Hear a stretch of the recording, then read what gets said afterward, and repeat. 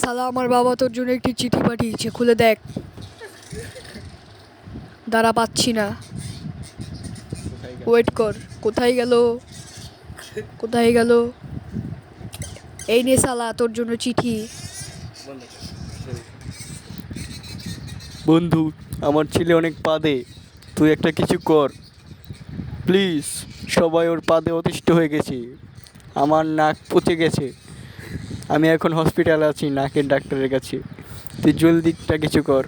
আগে তো তুইও পারতি, এখন তো তুই ঠিক হয়ে গেছিস, এখন তুই কিছু একটা কর প্লিজ। ওরে নাকি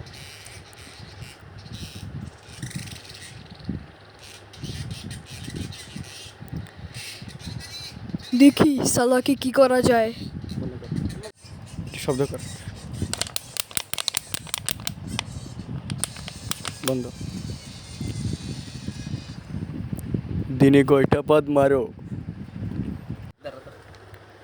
এই 4 থেকে 5টা মারি।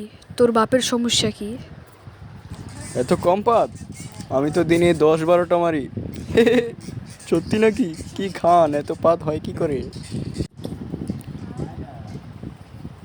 মূলার পরোটা খাই, দিনে 10-12টা করে পাদি। এখন একটা মেরে, তুই একটা পাদ মেরে দেখা। মারবো না শালা, তোর কি? মারবি না? তাহলে খা মার। উঠে আয়, ভয় পাস না, একটা পাদ মেরে দে।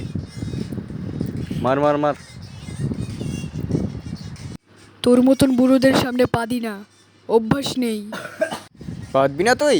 এই নে খা, মায়ের খা।